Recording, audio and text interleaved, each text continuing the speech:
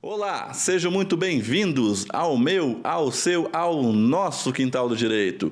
E hoje falaremos sobre política da nossa casa, da OAB Paraná. Comigo, Dr. Marlos Arns, candidato à presidência da OAB da Seccional do Paraná.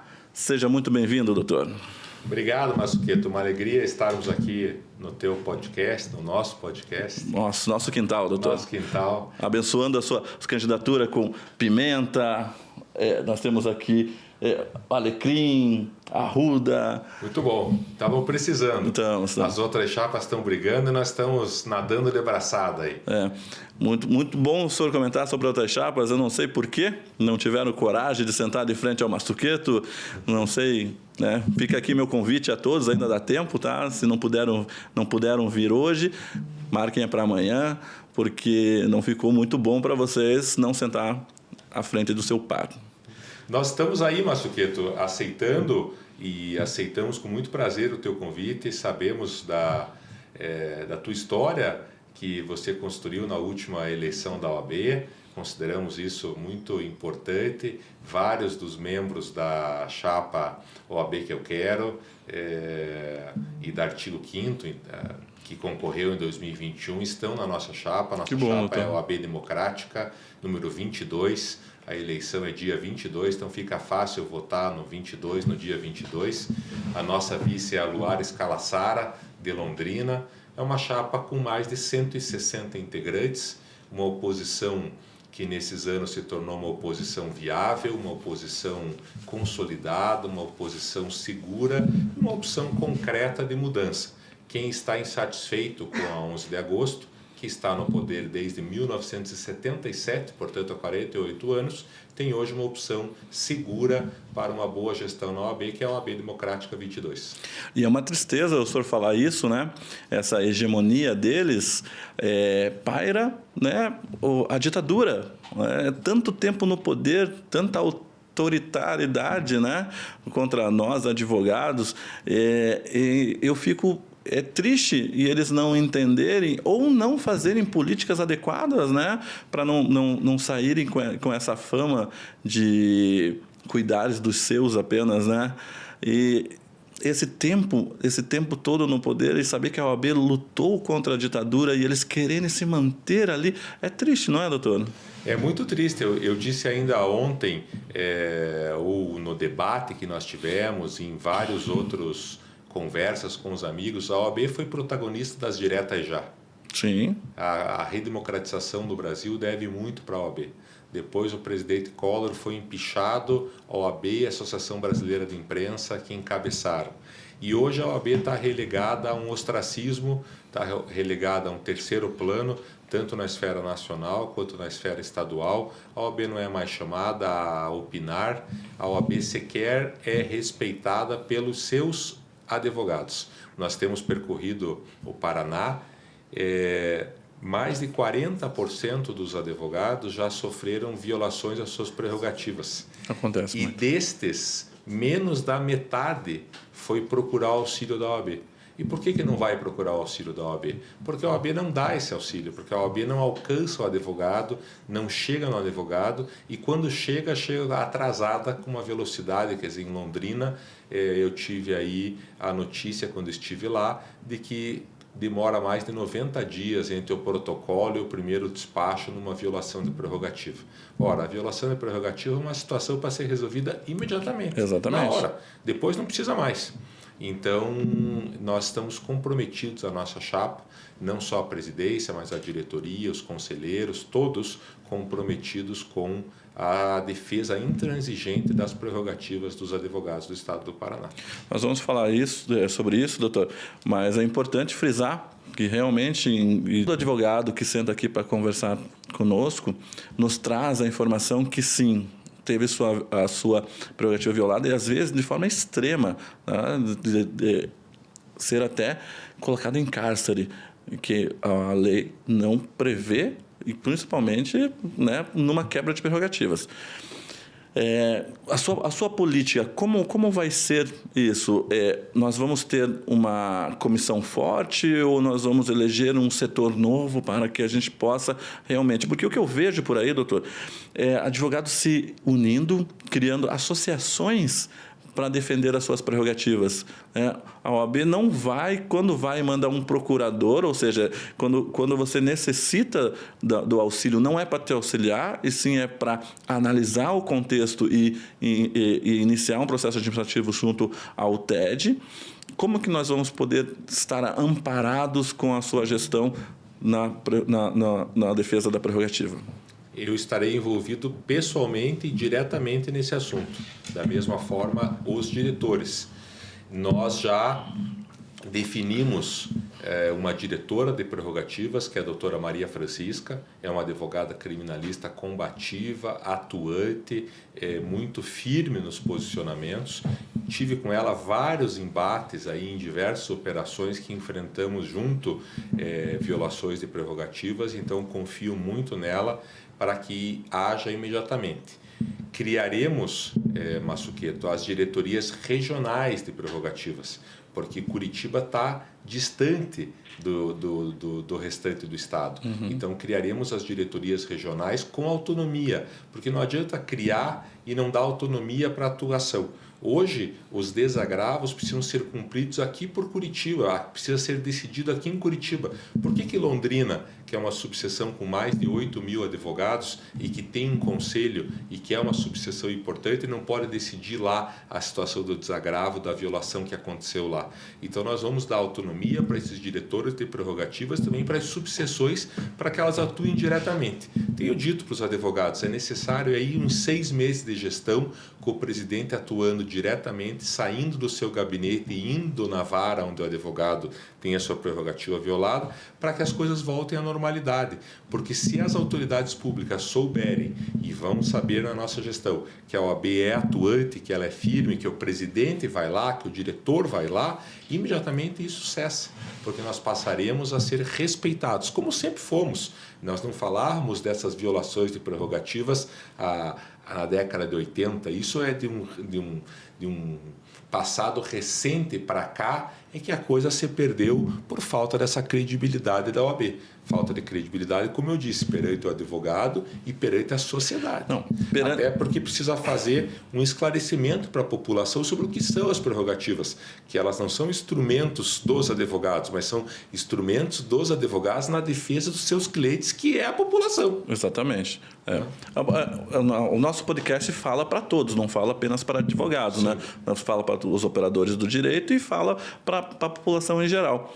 E é importante dizer que quando o advogado tem a sua prerrogativa violada, isso não é maléfico apenas para o advogado, e sim para a população, porque vai ser cada vez mais corriqueiro isso, e o direito daquela pessoa que está ali necessitando do advogado não vai ser observado, porque ele não pôde trabalhar da forma correta para observar o direito dela. Então, isso a gente tem que colocar.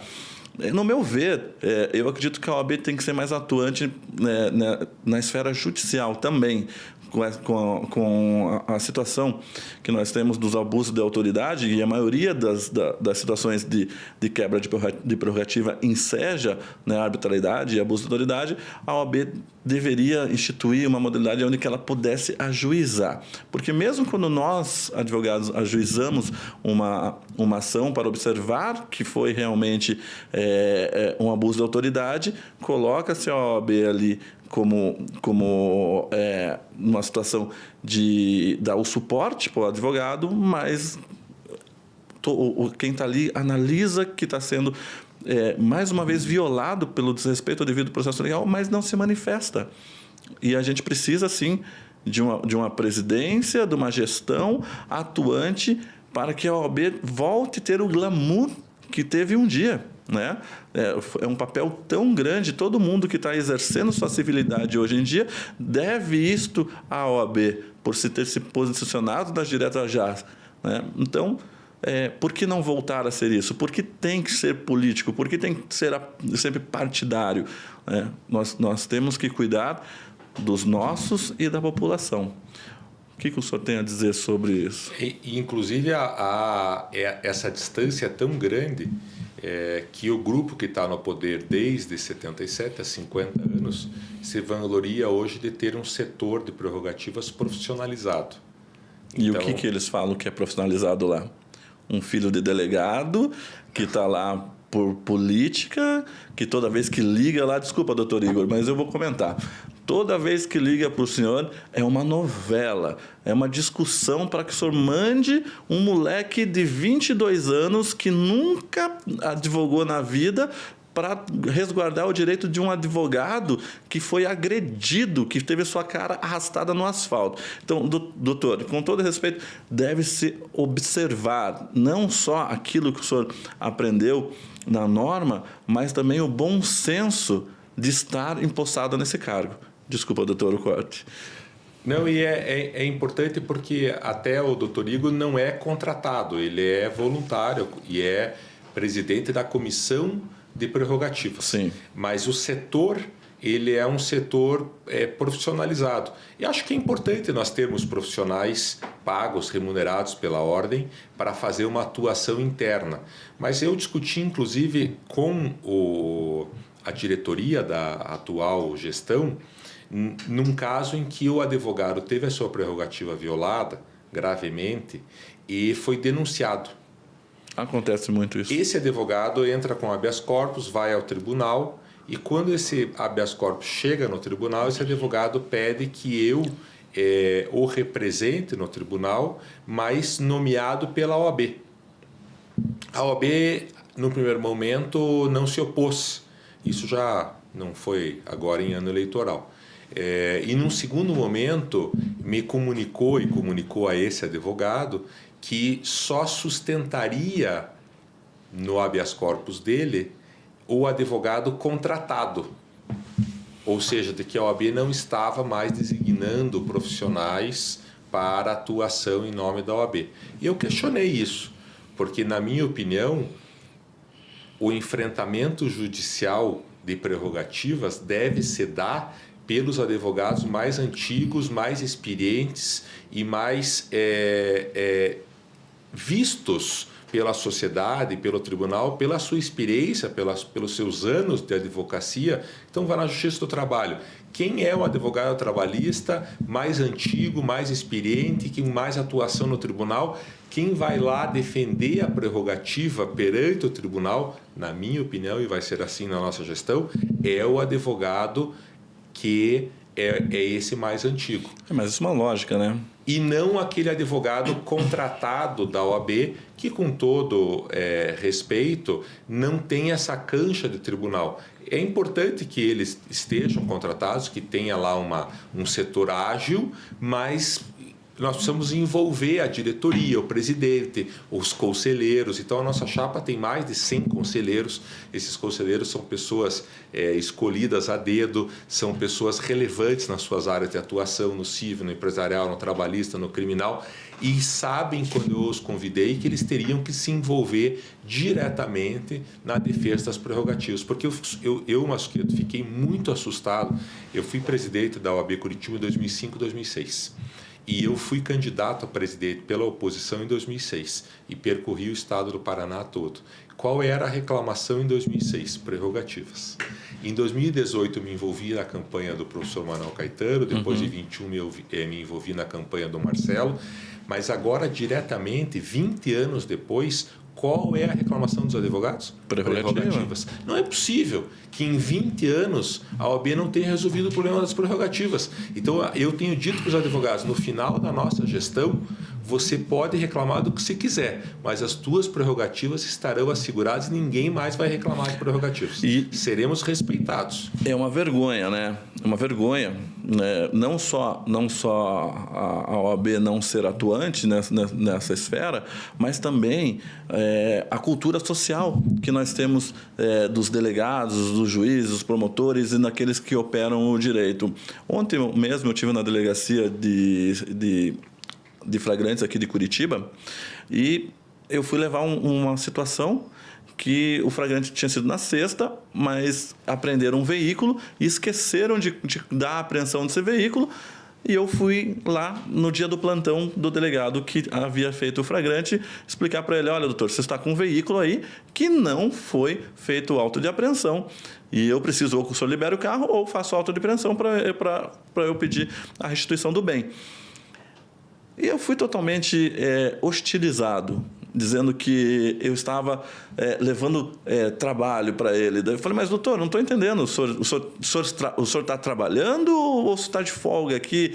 Né? Porque eu não entendi aquilo. Então, e isso, não achei que foi uma quebra de prerrogativas, porque foi só uma discussão com um pouquinho mais de liminosidade, mas o que nós devemos também, a OAB, fazer algum sistema para educar essas pessoas, porque 20 anos cria-se cultura. E hoje nós temos a cultura do desrespeito. Hoje, aquele profissional aquele acadêmico que está como estagiário, ele inicia a vida dele desrespeitando o advogado para depois se tornar advogado. Então, aquela síndrome do pequeno poder está instituído desde o início ali, e daí, se esse não vira advogado, não sente na pele que nós passamos diariamente, ele se torna delegado, ele se torna promotor, ele se torna juiz, e eles continuam com a cultura do desrespeito à advocacia.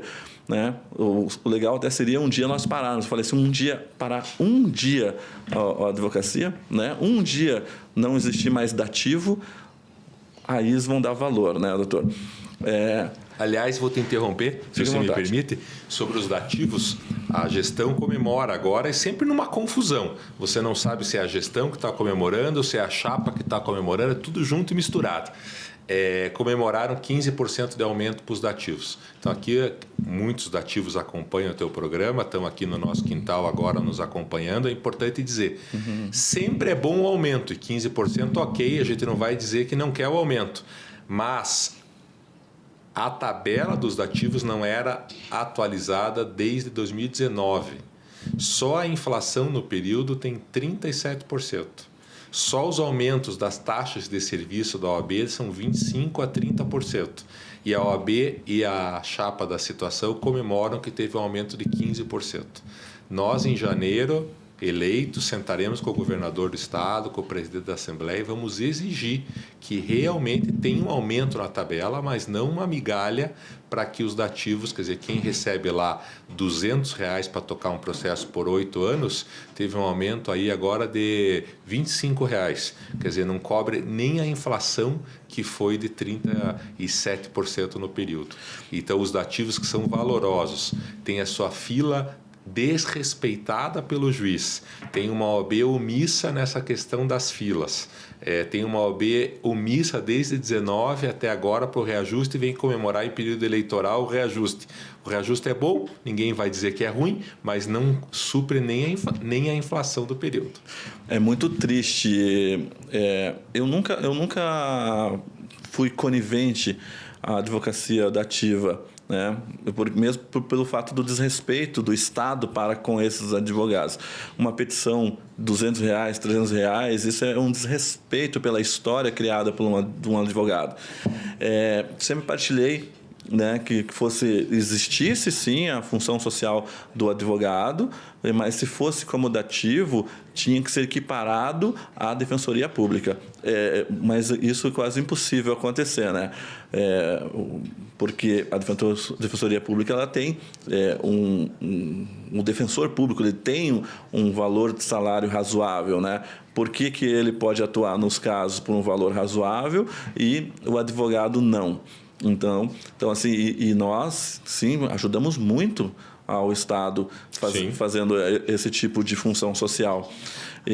Eu acredito que, sim, a OAB tem que ser atuante nisso, principalmente para esses jovens advogados, né, que acabam entrando na advocacia, não tem sua carteira de cliente, né, e acaba tendo que usar da advocacia dativa para sobreviver. Mas eu fico feliz de saber que o senhor vai realmente sentar novamente com o governador e fazer uma tabela que seja razoável, né, dentro das possibilidades do Estado. Eu gostaria que o senhor comentasse uma coisa comigo aqui, que eu até gravei um vídeo, acho que uns 2 anos atrás, sobre essa situação. que são as reformas, né? Essas reformas feitas por esta gestão, porque essa gestão ela entrou no meio da pandemia. Então nós tivemos políticas pré-pandêmicas e políticas pós-pandêmicas. Entrou no meio ali, precisando o advogado ter subsídio, precisando a advocacia ser forte, porque no começo foi uma confusão essas audiências por videoconferência. O senhor imagina qual que é a situação que se passou na cabeça dessa presidente que não é advogada, né? Uma presidente que é procuradora do município de Curitiba. Só ali eu já achei... Ali eu entendi que ninguém vota no presidente da 11, e sim vota na chapa, né? Então, porque é impossível um advogado, em sã consciência, acreditar que uma pessoa que não partilha da advocacia, né, mas está escrita na Ordem dos Advogados do Brasil, tem condições de entender o interesse da advocacia. Então, ali eu analisei que não se vota pela pessoa do presidente, se vota pela chapa. Eu gostaria que o senhor comentasse um pouquinho sobre essas reformas, esse banheiro, não sei se o senhor entrou no banheiro novo, com LED do chão ao teto, que eu digo não é da parede só, é no teto também, né? Então tem LEDs, porcelanatos de melhor qualidade, tiraram a rampa de acesso, que era de acessibilidade, e gastaram milhões e fizeram um prédio para a Caixa dos Advogados, sendo que a Caixa dos Advogados sempre esteve muito bem onde estava, não tem 6 funcionários, para que fazer um prédio? Pois é, eu confesso para você que eu não vi a reforma, frequento muito pouco a OAB, e é uma das coisas que eu tenho dito para os advogados, a gente precisa mudar a energia da OAB. Você falou aí no começo do programa da pimenta, da arruda, precisa dar um banho de sal grosso na OAB, e faremos isso em janeiro, lavar as escadarias da Igreja do Bonfim, precisa lavar as escadarias da OAB, porque a energia lá não é boa, então eu vou muito pouco na OAB. E é uma política do tijolo contra a política do serviço, né? Quer dizer, a OAB que está lá para prestar serviço para os advogados, oferece um serviço ruim, oferece valores da Caixa de Assistência dos auxílios baixos e sempre sem dinheiro, mas construiu, e eu passei na frente, também não entrei, não sei nem qual é a utilidade, de um prédio suntuoso que foi construído ali na frente do prédio da OAB. Mais importante, eu acredito, é consultar os advogados. Óbvio. Nós temos uma proposta de democracia direta, porque se você consulta os advogados, o advogado diz, não, eu quero tijolo, tá bom, vamos construir prédio. Mas se o advogado diz, eu tenho certeza que dirá que ele quer uma OAB inclusiva, participativa, acolhedora, com bons serviços, aí não está na hora nem no momento de fazer prédio. Então eu sou absolutamente crítico, como fui em 2006 crítico da construção dessa sede, que para mim é uma sede pouquíssimo utilizada, enorme. Eu preciso descobrir na nossa presidência tudo que é ocupada, porque eu vejo só funcionários, em verdade, né? Não vejo o advogado utilizando a sede, que seria a função do advogado. Legal seria se nós ligássemos para a OAB agora, e daí, até hoje, depois da pandemia, nós já passamos quase 1 ano e meio, 2 anos que nós voltamos ao normal, mas até hoje nós temos a mensagem no telefone dizendo para marcar a hora para ir até lá. Verdade. É muito triste. Doutor, outra coisa que eu queria comentar e deixar bem claro aqui para o nosso público, que é o seguinte: 2006 foi o ano que terminou-se a obra desse prédio da seccional aqui de Curitiba. Naquele momento saiu todo mundo do edifício Maringá, que fica na frente da Biblioteca Pública, para quem não sabe, e foi para lá. E daí se deu a obra de reforma de um edifício que tem, eu acho que uns 15, 20 andares, né? Reformou um edifício inteiro. E hoje não se usa 100% daquele edifício. Não teria motivo para construir um prédio na frente, num bairro caro, que é o AU, um lote caríssimo, uma obra milionária, e deixar advogado que hoje ganha salário mínimo entrando na advocacia sem resguardar. Eu vou aproveitar para o senhor esse foi mais um desabafo, né? Eu sei que o tempo é curto, né? O senhor tem que rodar o Paraná aí para mostrar o seu plano de campanha, né? O seu plano de gestão.